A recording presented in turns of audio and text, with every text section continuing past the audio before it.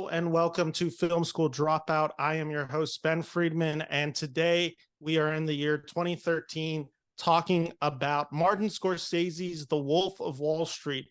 And I'm really excited today. Today I have Kevin Goatee joining me from Gutting the Sacred Cow podcast. Kevin, how are you doing today? Ben, how you doing, pal? What's going on in your neck of the woods? You know, not much. This is the period of just like, because I'm from Sacramento, there's just nothing going on when basketball season is not happening. It's too hot in the summer. We're still in that weird period where it's just like the weather is still like weirdly warm. It's 78 degrees and I'm sweating outside. Like, I'm just not enjoying it right now. But that's really what's going on. And then besides that, I'm also in Sacramento, so I don't get movies released at a quick rate for me. So I'm just waiting to watch a bunch of movies. But at this point, I'm just in a weird limbo. What about you? Well, I did not expect a whole weather discussion here, but that sounds pretty amazing. I love that kind of weather. I'd love to be in 78 right now, but I'm not, so who cares? Yeah, it's a weird time for films. Right after Labor Day is a bunch of dog shit films that are coming out, so nothing really on my slate. It's so funny that we're talking about Scorsese tonight. His new film comes out next week, and I could give two shits about it. I saw the preview. I am not impressed. I will not be seeing it until at least Netflix or something like that, because it just is not grabbing me. In fact, I don't know the next thing that's coming out that I do want to see in the theater for a while. So this was it's a rough time. We'll see. And that's kind of why I was excited to have you on this show, because when I'm trying to formulate a guest list, I'm always trying to get everyone encompassed. And obviously I can talk to my other film critic friends, the ones who are essentially, I know I can critique a Scorsese film, and I also know I'm pretty excited to see Killers of the Flower Moon just due to my relationship with him. I did want someone who was not necessarily an outsider, because I wouldn't call you an outsider, but someone who is able to come in and just kind of say that statement and be like, I don't care. I don't care that I'm saying that statement. That's fine for me to say. And that's why I'm excited to have you. Thank you. Likewise. And so I guess let's just kind of start with this, because, when I'm talking with all the other film critics who come on this show, typically they do start where just like this relationship with Scorsese, learning about them in their writing, et cetera, et cetera. Let's just start with you, though. Like, what is your relationship with Martin Scorsese as a filmmaker? He's a gentle lover, a hell of a kisser, and does a great hand job. That's my relationship with him. That's a fantastic relationship. I wish I had that type of relationship. Yeah, I know. And his eyebrows are quite bushy whenever you make out with him. You have to tell him to trim them down, take them down to about 1/8 of an inch. Scorsese is a great director. We all know that. I'm not going to come out here and blaze trails by saying otherwise. He's got a lot of great films. Some argue that Goodfellas was the last great film he did. Ironically, on Goodfellas will be our next Gutting the Sacred Cow episode, where comic Don Jameson comes on and tries to explain why Goodfellas is overrated. And that was one of the films I thought would never, ever be breached on this podcast. But here I sit editing this episode as soon as I'm done with you. Scorsese, I mean, look, he's got a lot of great stuff. I mean, look at Mean Streets was #1. That was the first one he did. He did a lot of other stuff out there too, obviously. I mean, Goodfellas, we mentioned. This film, of course, the one that's coming out on why am I blanking on? Oh, Bringing Out the Dead. I saw that in the theater. I don't remember being impressed with that one. Departed, which is a ripoff of a Chinese film. I forgot the name of it. That was pretty good. A lot of star power kind of carried it. A lot of good performances. Why am I? I got to cheat. Did he do Hugo as well? He did Hugo. He's done about 25 films, I want to say. I can't remember what number Killers of the Flower Moon is. Yeah. Oh my God. How did I forget? Yeah. Taxi Driver. Excellent. The Irishman I was bored with. My buddy was in that one. Oh my God. Casino, amazing. Raging Bull, amazing. I really like Gangs of New York. Cape Fear, solid. Aviator, it's okay. King of Comedy I think it's a little overrated. I didn't see Last Temptation of Christ. I didn't see After Hours, Last Waltz, Age of Innocence. I did not. I saw Bring Out the Dead. Color of Money, pretty good. Yeah. Like that as well. I want to take a second. And the Rolling Stone documentary, Shine a Light, was pretty good. That no one ever talks about that he did.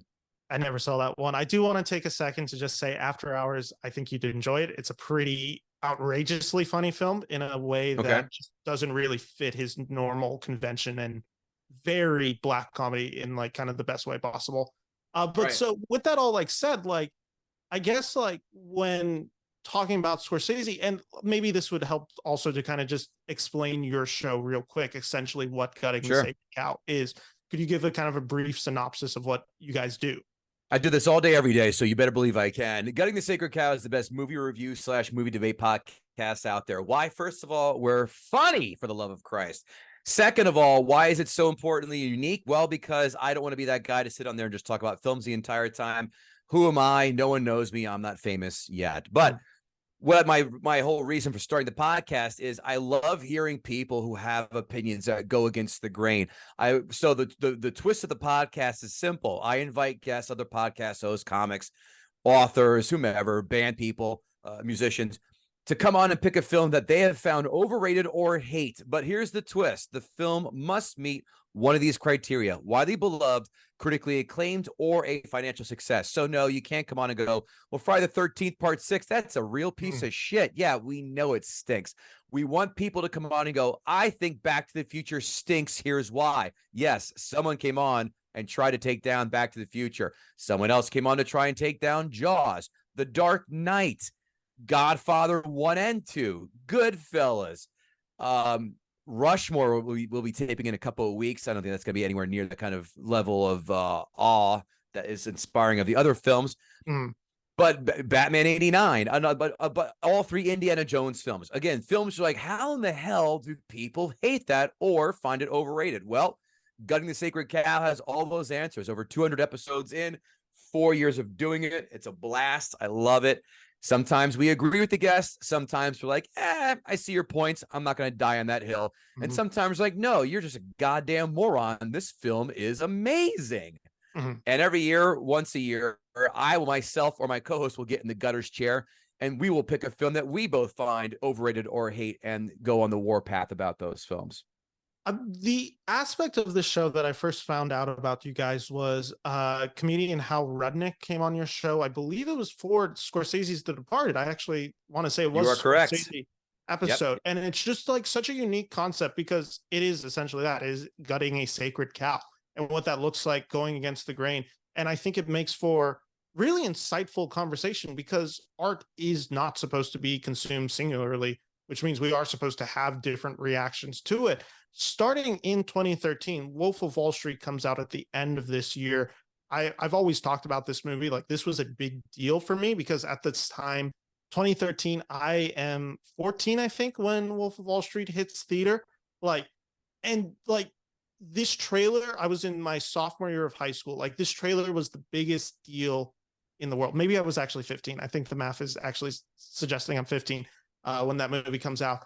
Like, it has the Kanye West soundtrack backed on the trailer. Like, it has Margot Robbie, who is about to just become every guy in high school celebrity crush for the next decade. It has Leonardo DiCaprio, who's an actor that, you know, was kind of the movie star of my generation growing up.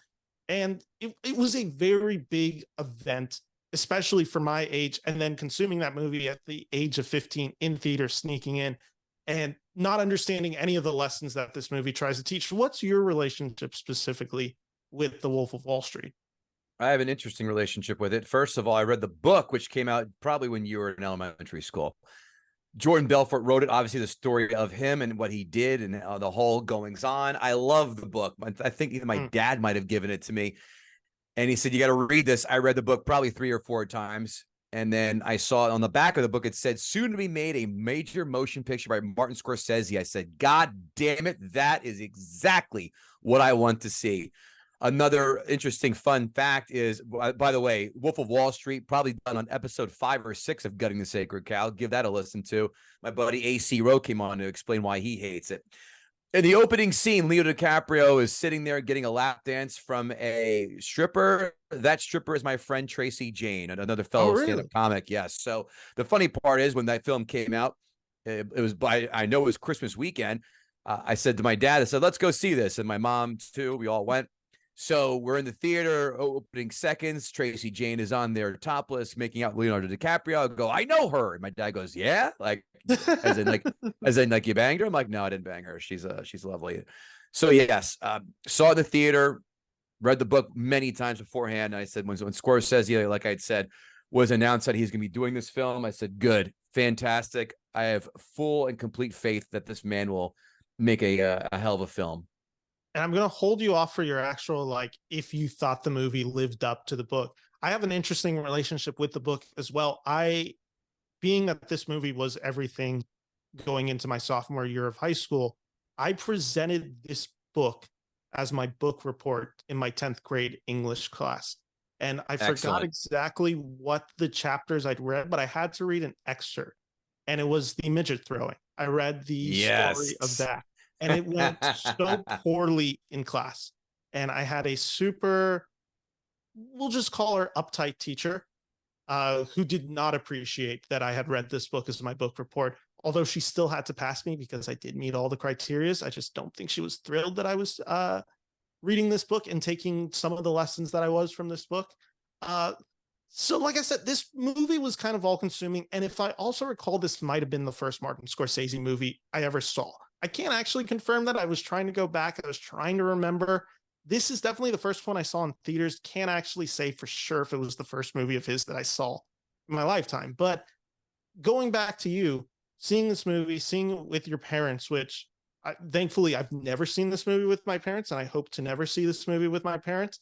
What was your reaction out of the movie, seeing this movie? I thought they did a pretty true to the book form of it. I thought he was pretty good. Some things he did, and I can't remember because I haven't read the book in a while, but they did take some liberal tone. Some things just didn't happen. I remember that. What he did not, I don't remember. Did he drive home? I don't think he drove home with the Quaaludes. I don't recall that in the book either. I think that's one of the things that was exactly that was just kind of made for dramatization, as well as Jonah Hill choking as well.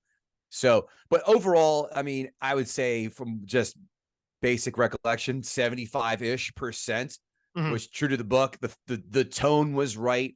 The brash kind of, again, New York attitude, which, you know, again, I'm right across the river in Jersey. So, and I work in the city. So I'm like, all right, well, they nailed all that. DiCaprio's accent, a little bit laughable for Long Island.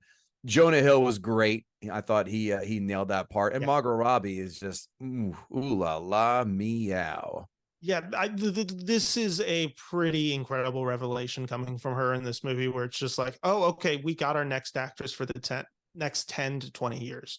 It was a pretty, just like right away, it was like, oh, this person has something, and she has a sex appeal and movie stardom quality to her that is pretty, where I had the same reaction going into this movie, having read the book, but also having read the book for all the wrong reasons, all the kind of illicit stuff that the book does and talks about, and all the sex and drugs and money and corruption and all that crap. So that was it. And I got this movie, saw it in theaters. I snuck in with my friends. I think it was 5 of us. We snuck into the local Arden 14 theater. And I remember we all walked out and we were all just like, this is the greatest movie ever made. And we, you know, people would ask us like, why is this movie so great? And it's like, oh, you got to understand, it has drugs. It's really funny. There's a lot of nudity. It's just like Jonah Hill is great in this movie. Like there was so much. And then like the older I've gone and revisited, and I've revisited this movie quite a lot, it is actually like a pretty haunting ending and a pretty, at times, disturbing movie and look into the financial world. But it's also wrapped in what I think is probably Martin Scorsese's funniest movie. Just to be a bit of a dastardly fellow, I'm just going to look to see if anything else. Was King of Comedy, was that funny? I don't recall. I think King of Comedy is his best movie, personally. Like, I love King of Comedy. Definitely not going to say that. Yeah, no, I wouldn't say it's a laugh out loud movie from beginning to end. After Hours is very funny, and that one is pretty laugh out loud funny. But I think for Wolf of Wall Street, beat for beat, especially because it's a 3-hour movie, it's pretty impressive how it hums along the whole movie. I rewatched it today, actually, at work, just to kind of get more familiar with it and remember a few certain scenes about it. Whoa. I want to know what your job is where you're allowed to watch movies at work, because that sounds amazing. I am a government worker. So That that's makes all I need to say. perfect And that's sense. all that should be said. Perfect sense. Yeah. So yeah, that's my relationship with this movie. Going into it more for you, I just watching this movie, having seen it, is this a movie you revisit in any way? Is this a movie you've seen since theaters? Oh, of course, I own this thing, and Okay. it's I've patented the term the remote test, Mhm. which is on our podcast. Does this film, if you stumble upon it on cable at any juncture, do you drop your remote and go, well, I know what I'm doing for the next hour, two and a half, 45 minutes, whatever time is left? Do you drop the remote? For me, the answer enthusiastically, yes, I do. Mhm. This film, no matter where you pick it up, is captivating. You can quote, there's a lot of quotable moments in it. It's fun to watch the rise and fall. So yes, I've seen it many times since. Yeah, you talked about earlier how like The Irishman is a grind for you. And that's another movie that I really appreciate and I really like. That is a 3.5 hour movie that does feel like 3.5 hour movie. Silence from 2016, another movie he did, feels like a 3 hour movie. In watching it today, this was one of the few movies that I could say is a 3 hour movie that I'm like, it kind of moves the entire time that I never feel the run length. Uh, Bingo. and and I think it's just it's very structured in this movie. It's almost like vignettes after vignettes. It's certain scenes that almost have no context in the overall world. Like there is obviously an overarching story going on in this movie, and there are definitely beats in it. There is also just a lot of random stuff going on, like, oh, this is something crazy that they did on Wall Street, or this is a crazy true story that happened, and we kind of move on from it pretty quickly. Like the perfect example of that is just the aside of the gay butler for 5 minutes of the movie, where there's the Yes. giant orgy, and then they're dangling him off the roof, and then we never really cut back to that ever again. That's, I think, the energy that this movie keeps up, and I've had a similar term. It's kind of YouTube term, where it's just like, do I just fire up scenes of this movie on YouTube fairly often? And the answer is yeah, I do. This is a movie I turn on pretty regularly. Yeah, I can see why. It's fun. There's a lot to like about it. And it's the tone, again, the tone is perfectly captured. You buy into every character. You'll love to see their journey. The dialogue is peppy, as the kids say. Mhm. So I dug it for sure. Are I'm not. I'm trying to think how to phrase this question. Leonardo DiCaprio, are you in or out on him? In Okay. what kind of communist would say no? I know. I'm in on him too. I'm like really in on him. I think this is the role that serves him best. I think Hollywood has a weird time using Leonardo DiCaprio.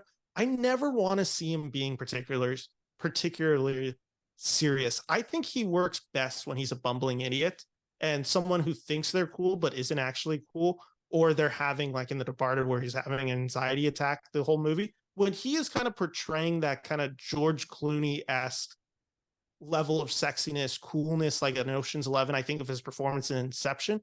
That's a performance of DiCaprio's that I'm not necessarily the fondest of.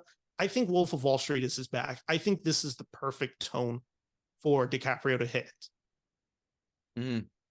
Yeah, he's got a lot of ones. I mean, Basketball Diaries is solid. I thought Mhm. Inception was overrated, not because of his fault. Plot. It's more of the plot. It's just Mhm. I forgot. Another episode of Gutting the Sacred Cow that we did was early on was Inception. Yeah, you're doing the Inception, just what's it called? The not rewrite of it, but that one's the one that never works for you. Because that's a weird one for me. It's one of my least favorite Nolan films, I would say. That was the beginning of his downfall for me. He's been ever since Dark Knight, and I love this. I mean, I love um oh, for Christ's sakes, why'd I blank on it? Memento, love it. Yeah. Mhm. And the God, what was his other earlier one? Prestige. Prestige, love Prestige, Yeah, I'm a love big it. Prestige guy. Batman Begins, excellent. Dark Knight, amazing. Dark Knight Begins, Mhm. and then right then and I hate Interstellar, also done in this very podcast, Gutting the Sacred Cow. Dunkirk, beautiful, but again, I'll say this for every one of his films, beautifully shot. It just Mhm. didn't grab me. The characters, there's no development. I just didn't. Again, watching it is an amazing feat that he accomplished, but it never grabbed me. Um, Tenet was terrible. Oh my I'm a God. big Tenet defender. I'm actually like pretty in on that movie. Hated it. I saw the first film I saw back in the theater right in the middle of COVID. And what was when and Oppenheimer. Oppenheimer. Great, solid. I'll never watch it again. All the performances are A plus. If Cillian Murphy doesn't win the Oscar, it's a full investigation post haste. But I'll never watch it again. It was good, but there's no it doesn't have any stickiness to it for me. And that's my Nolan breakdown. You're welcome. That's fair. I've seen Oppenheimer now like 3 times. I'm like, that's my favorite movie of his, like pretty just straight up. It's 9 hours of film. Jesus Christ. I know. And I love every hour of that film. But so focusing more back on Wolf of Wall Street, let's just kind of break down some of these scenes for you, because we talked about how like this movie has like multiple scenes. What are the ones you revisit the most? Because I think there's about 5 for me that I just go back to pretty freaking often. I mean, it's funny to watch him do the sales stuff. My day job is in sales, so it's funny to watch him manipulate these guys who don't know shit about selling, and then just giving them a script and making them stick to that script, and just walking in there and going, "All right, well, I can make $2,000 like that." And that whole scene with Spike Jones he has, that's funny. And when he gets up and gives his rah speech to the troops, I mean, they're it's like General Patton. They are bought in hook, line, and sinker on him, and all the shenanigans and tomfoolery and all the banging that goes on in there. I mean, it's a frat house and a fraternity house. I mean, I was in a fraternity, so I'm like, all right, I'm here for this. So those are a few of the scenes. The watching the rise and fall, inviting the FBI agents on the boat, basically saying, "Fuck you, you're never going to get me." Yeah, and then telling the SEC, "Fuck off, I'm not going to do the deal." And then as soon as that happens, they go out and just zone in on him and just go for broke and nail him. It's also fun to watch him with his wife's aunt and go through all that. Like, is she hitting on me? Is she not hitting on me? That's funny. It's so funny. And then all the Jonah Hill stuff with him getting all banged up and high and all that. That's all great too. It's fun. It's just, those are the scenes that really jump out to me. And then of course the downfall where everybody gets pinched. And I'm sure you already knew this too, but we all know Boiler Room is the precursor for this film. Boiler Room was, of course, the reason it was based on this. And boy, I love me some Boiler Room. That's Gen X Wall Street, and goddamn, it's solid. Still watch it all the time. I think the moment for me in this film where I'm just like, this movie's always working for me when it hits another level is the Jonah Hill introduction scene, which is just him like, and it's such a brash performance from Jonah Hill, where he just comes up and he's just like, "How much money do you make?" And then he's like, "If you show me a pay stub for $70,000, I'll quit my job right now." I think there's like a 10-minute sequence there that I just think is hysterical from beginning to end. And it's that mixed with the next scene where they're talking in the bar and he's trying to find out if Jonah Hill sleeps with his cousin and is married to his cousin. And that's where the movie just like elevates for me on another level, where I'm just like, Jonah Hill really does change the momentum of this movie, where it becomes significantly funnier the exact second he hits screen. And he's such a wild, and I think also just an incredibly stupid performance. Like, this is a performance where they're all willing to kind of make fun of themselves and just kind of look stupid on screen. No one does it better than Jonah Hill in this movie. Jonah Hill is a dipshit in this movie in all the best ways. I find no fault in any of your logical points there. Yeah, so that's one of the scenes for me. I think we should just pay attention real quick, because this is an actor that I'm very mixed on, and he sings perfectly in this movie. McConaughey is an actor I like, and I'm also like kind of like 50-50 on his filmography, where I'm like, I really want to like your stuff more often than I do, but I'm just having trouble. This is a perfect weaponization of everything that McConaughey brings into a role. Is this a scene that's iconic for you, that you care about? I would say it's iconic. It's fun. I mean, he only has really 2 scenes in the entire film. He's straight off the Dallas Buyers Club. That's why he looks heroin chic, rail thin. Shit in this movie. Yeah, he is. But yeah, do they stand out? No. I mean, but I mean, everyone quotes that. Everyone does that. But it's he's great. I mean, he's a guy you can, as long as the plot's there. I'm like, all right, I'm not anti-McConaughey. It's just got to be a plot that grabs me. Yeah, no, that's completely fair. Is there any other scenes for you that you throw out there as like the big ones for you? Sure. Margot Robbie topless. Duh. What kind of question is that? Meow. I mean, that woman sucked in dudes like the tractor beam of the Death Star. As soon as you saw her go, holy Christ, what a smoke show. And still is very easy on There the eye. was a incredible stat that came out a few years ago, which was like the popularity of Margot Robbie's account with NBA players pre and post Wolf of Wall Street. And you just saw all these NBA players following her days after Wolf of Wall Street came out. She's beautiful in this movie. I wonder why they decided to look at NBA players of all people. Why would she not be dudes, or why specifically NBA? Why not MLB or football or hockey, or just, again, dudes in general?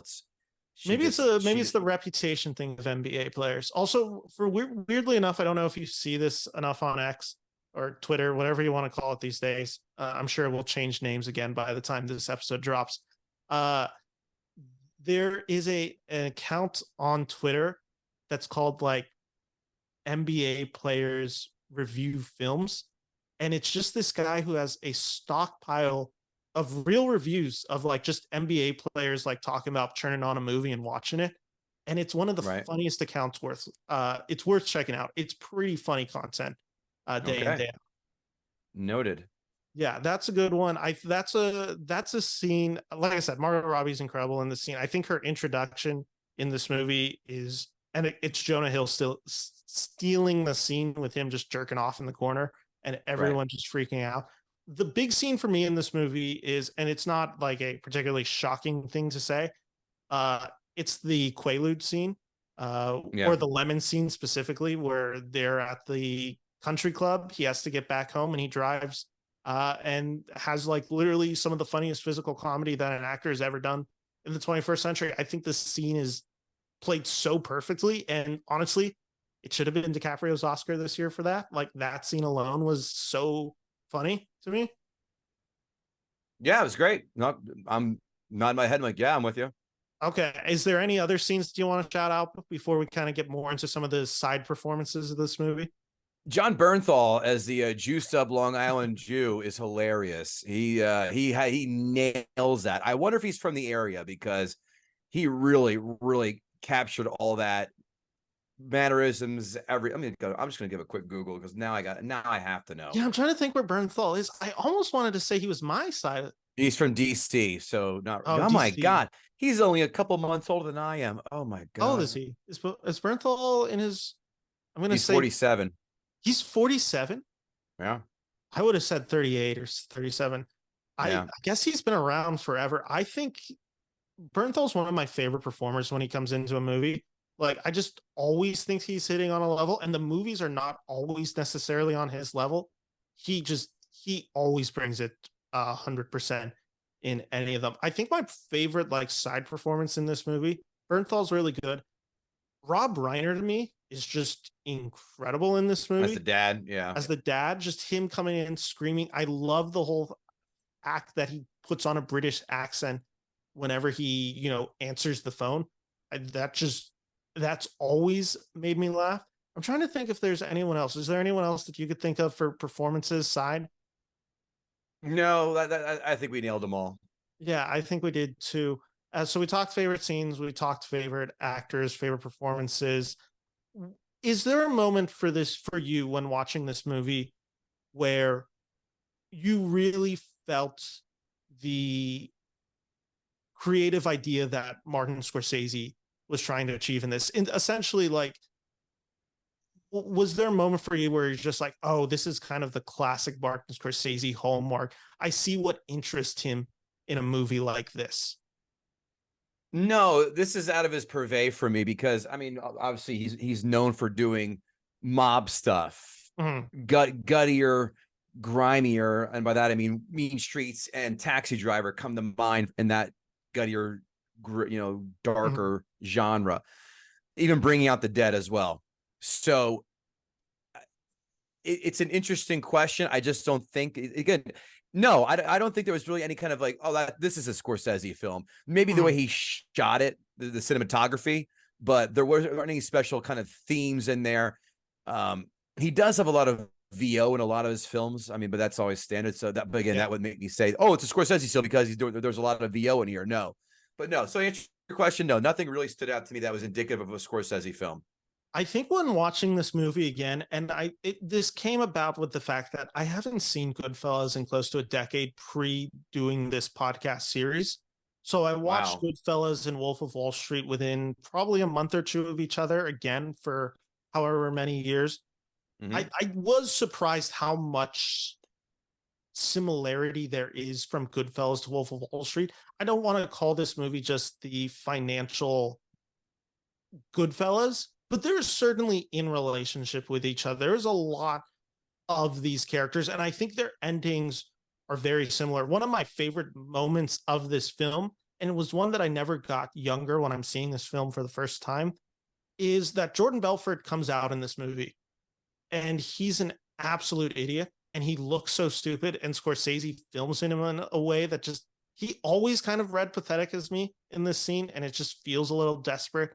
And it almost feels like they're mocking him. Did you ever catch on that? Did you feel like that's an intentional thing? No. I think the opposite. I think Jordan Belfort is one of the smartest people that you'll ever encounter, and the man's made millions several times over in different endeavors, and he's just a crafty guy. Maybe because I read his other two books, so he's not a dummy. But I thought even in Wolf of Wall Street, just reading the book as well as the film, this guy is sharp as shit. He's your typical New York hustler, and he's not a dummy. And it was just him going. I mean, he did dumb shit. Like, when guys get fucked up, that's they go back to their primordial roots of being dudes, just getting drunk, acting like an asshole with their friends, wanting to go have sex with just random chicks. Yeah, if that's what you mean by stupid, sure. But other than that, business wise, the man was calculated. He knew every angle. Even though he decided to make choices that caused his downfall, he's like, fuck it, I don't give a shit. I dare you to come after me. I don't know, maybe out of boredom, maybe he thought he was just blinded by his own success. It's like, I'm too good, I won't get caught. But how he got there, he's no dummy. That's No, for I sure. think that's the thing when reading his book is you do actually get the sharpness of him and the cleverness of him. There is a alluring factor when reading The Wolf of Wall Street, specifically where you're just kind of like being brought into this story and you kind of accept this character of Jordan Belfort for who he is. And as you're reading it along the way, you're having so much fun that you kind of forget about some of the awful shit he's doing during this period and how many people that he's screwing over. The aspect of this end of the movie that I do disagree with you on is I do think he is portrayed kind of as a weasel at the end of this movie. The actual Jordan Belfort, not Leonardo DiCaprio playing Belfort. Sure. There's an element of this movie where I do think it is, and I think this was some of the big criticism / talking points of this movie post its release is this movie a glorification of this lifestyle? I've never read the movie like that. I've never seen this at the end of this movie. I'm like, oh yeah, I want to live this life that Belfort lived. Honestly, every time I watch this movie and I end it, I do feel slightly hungover where I'm just like, okay, we got there. We're at the end. I had a ton of fun, but I also kind of just need to wind down and just like not do this again for a hot second. Sure. That's your point. And I just wanted to just real quick, before we start wrapping some things up, we still have a few more things that I want to talk about.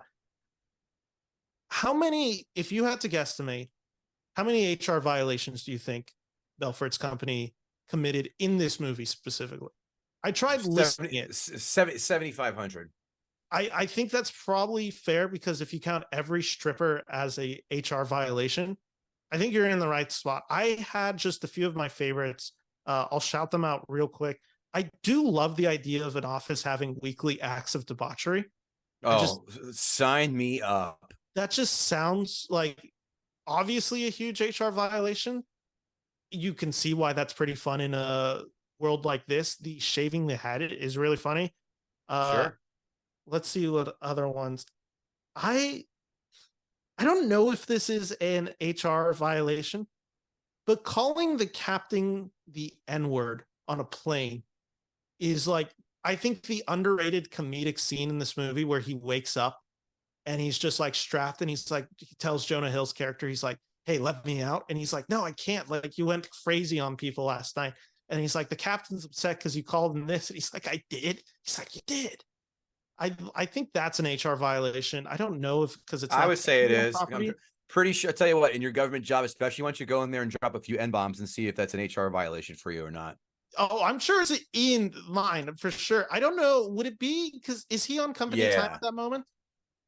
I mean, yeah. I mean, if I that's a good question. I would assume yes because you invite people from work to your event. It's your company, but it's your bachelor party, and you do that. I mean, again, if you're there at his bachelor party, you damn know well what time it is, and you're going to expect things off the beaten path, and you're probably down with all that stuff too. So, for you to cry foul would be insanely hypocritical.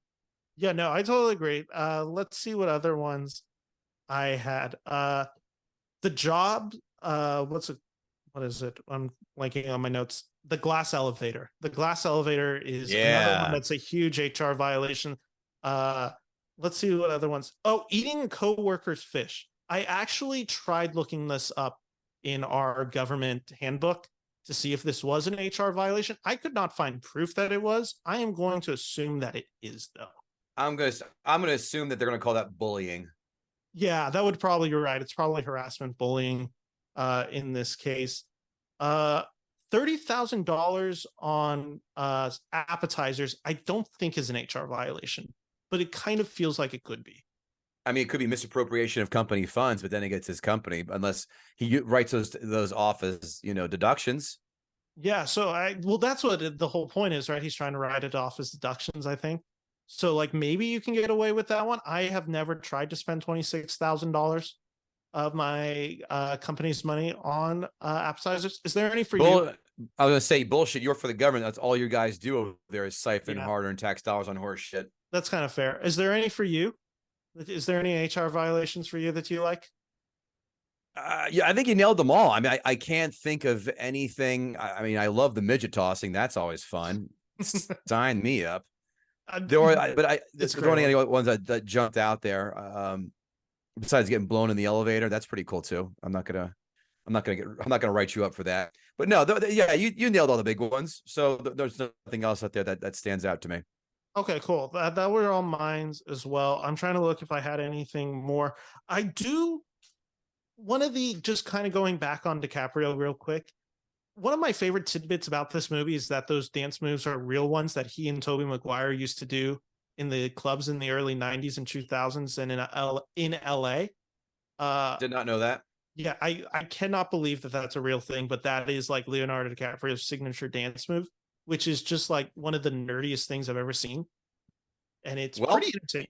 when you dance like that and you have hundreds of millions of dollars in your bank and you just, bang out Ford's models left and right and fly private, you can dance how you want to dance. You could dance like Rodney Dangerfield in Caddyshack.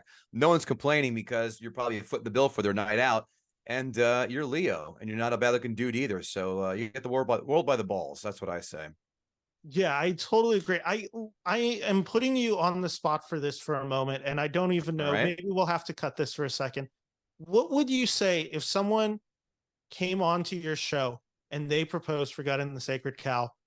I want to do Wolf of Wall Street. What do you think their reasoning for this movie would be? Like, what do you think the criticisms that they would have on this movie would be? You must have blanked out because I already said this film has been done on our podcast. Oh, fair point. You did say that. So, what were Yep. their reasons against this movie? I don't remember because again, that was one of our first. I mean, if I had to guess, it's probably episode 5, and that's Oh, 4 years ago. So I haven't. I'll shout it out. Go listen to AC Road trying to take down Wolf of Wall Street. He still to this day maintains that it's a garbage film. So go listen. Go give it a listen after you're done with this podcast episode. And give that a check. And links will be in the description for that episode. I think we've kind of hit everything on Wolf of Wall Street that I largely have. Again, I didn't come in with big notes on this one. This is always a weird one, and I don't know if you find it. The movies that I find hardest to talk about are the ones where there's been so much discourse on the movie. And 2013 Wolf of Wall Street was a movie that I found annoyingly talked about at that time, where I think the critical reception of this movie is very weird when it comes out, where people are just like, they do not understand fundamentally what this movie is about. And every few years, it kind of seems to be brought into the ring where it's just like, oh, we're going to put Scorsese on blast for this movie and his irresponsibility of filming it. I just think that's a complete misreading of this movie. I would tell the people to go fuck right off because they're assholes. They're worried about irresponsibility. Shut up. Don't watch it if you don't want to. If this is something that may be bothersome to you, fuck off with that kind of stupid attitude and mentality. And I God, also not everything is for everybody. I hate Wes Anderson films, but you don't see me out there picketing. Yeah, that's fair. I am a big Wes Anderson fan, but I am very against Sam Mendes, so I totally get it. So like I said, I really enjoyed having this conversation. I have 3 questions for every guest before they leave. Sure. And so I wanted to ask you this. We'll kind of start with the 2 that are more linked together. Who is an actor, actress that has passed that you would have loved to see in a Martin Scorsese movie? And who is an actor that's still alive that you'd like to see in a Martin Scorsese movie? I'm going to cheat a little bit. I'm going to say Rodney. I'm going to say Rodney Dangerfield because he did Oliver Stone's. Natural Born Killers. Yeah, I think he'd be great in some kind of dark comedy role. That of Scorsese, I think, be fantastic in it. I like that pick a lot. I actually picked him a while ago as well. I think for King of Comedy, I had said Rodney Dangerfield could have been in that movie. Rodney Dangerfield could be in everything. Rodney Dangerfield could be in Casablanca. Rodney Dangerfield could be in Patton. Rodney Dangerfield could be in Finding Nemo. I don't give a shit. I'd see all of them and love every second of them. I would have really liked to see his Patton. His Patton sounds incredible. I mean, hey, you guys got a cigarette? Oh, that's mine in the machine.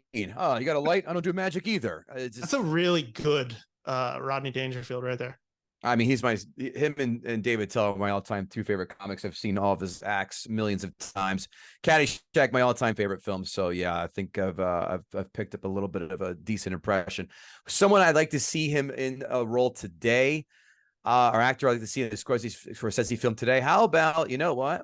Let's bring this man's name back from the 80s and 90s. He's not around, near enough in this later decade. That's Kurt Russell, goddammit. Kurt Russell is another American treasure that's just not utilized as much. Tarantino's brought him back in some stuff, but not enough for my liking. That man can read the phone book, and I am on it for every second. Oh, a bonus answer, Carrot Top. Have you not seen Chairman of the Board? Holy shit, what a comedy. Just kidding, never saw it. So I only know that movie for the Norm Macdonald bit.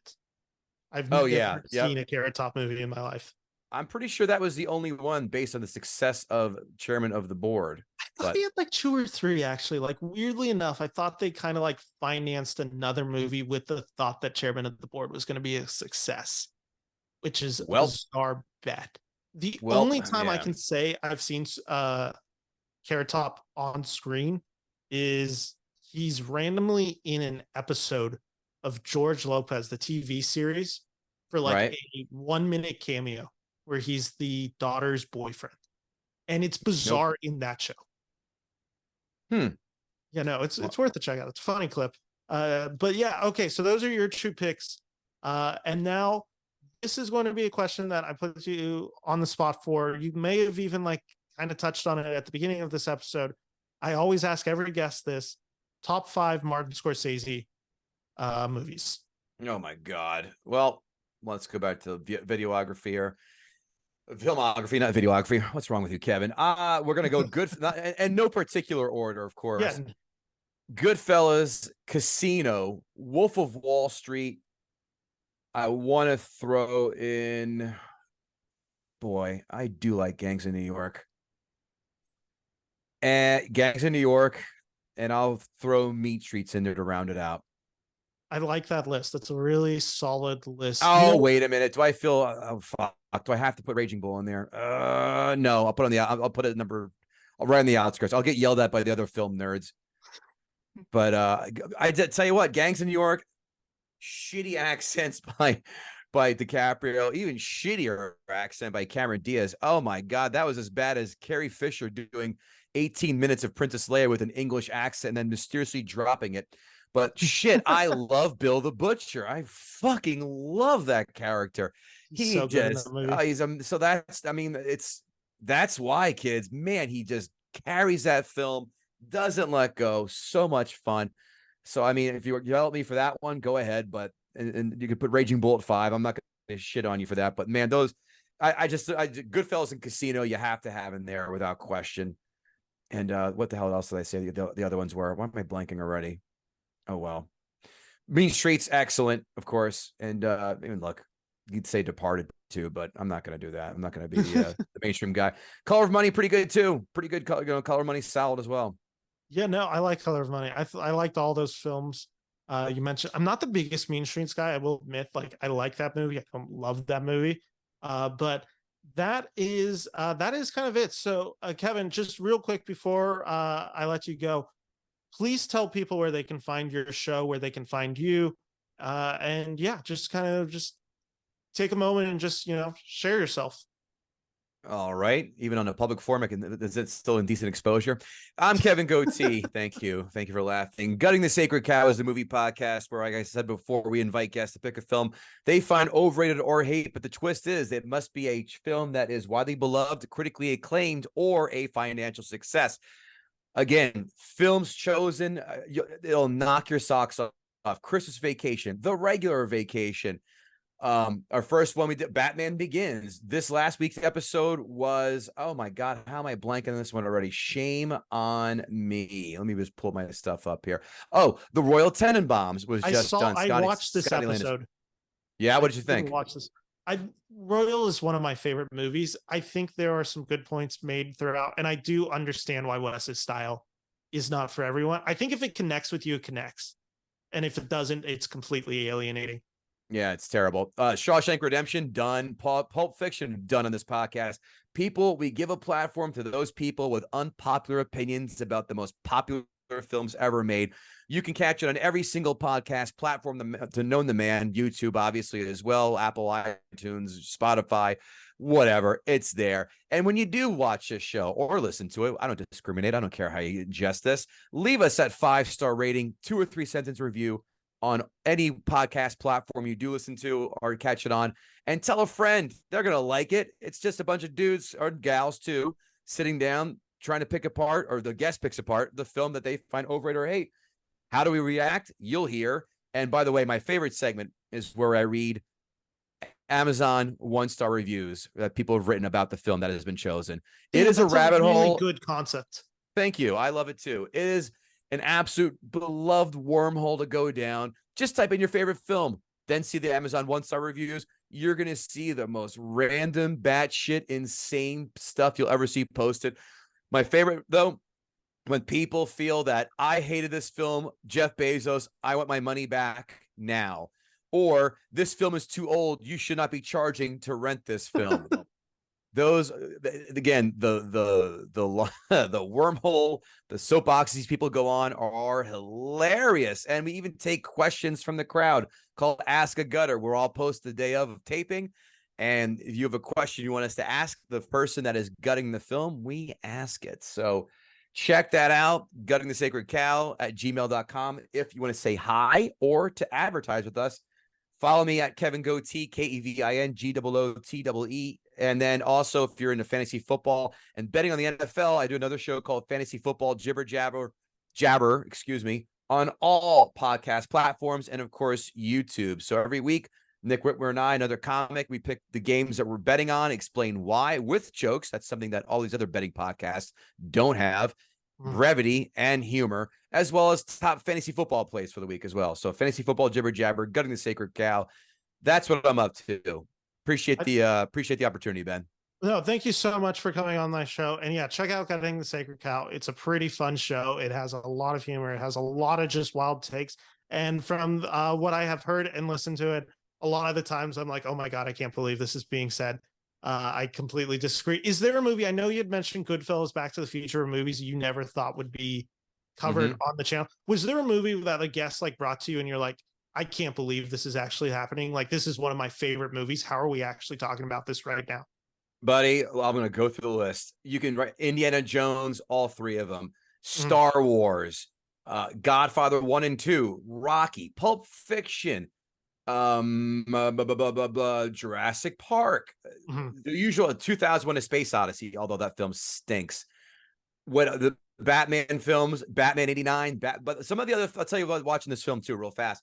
This podcast, excuse me, has a lot of people have picked films. I go, there's no way in hell that I'm going to deviate from this score. And then I rewatch and I go, uh-oh. Batman Returns was the first one. Some of these films, Blade was the second one. Love Blade, love Batman Returns younger, but some of them are like, the warts are really egregious. So, I mean, I make a joke like a lot of the times, like, oh, I can't believe we're doing this film. But the last, just to go over the last 2 months episodes, that I was just like, holy shit. People chose old school. Not that surprised, but Godfather was one of them. Yeah. Goodfellas, another one of them. Not really The Crow. Shawshank Redemption, another one. Like, I saw that you had done the Shawshank episode. Shocked that what happened. Let me any other ones. Major League. Everyone loves Major League, right? Animal House. There's another one. I mean, the list of bulletproof films that I have left are pretty much Terminator 1 and 2, Aliens, Naked Gun, Airplane. I think but that's just at first like blush of films that have not been done. I go, I just don't think they can be done. It's an impossible. Who's going to hate those films? But then next thing you know, someone's going to come on and go, well, fuck that film. It sucks. And I go, batter up. Well, Kevin, thank you so much for joining me for this episode. And thank you everyone for listening. We will be back tomorrow with Silence. Clayton Davis over at Variety is joining me for Silence. So we'll be back tomorrow. Thank you all so much for watching. Take care and bye-bye.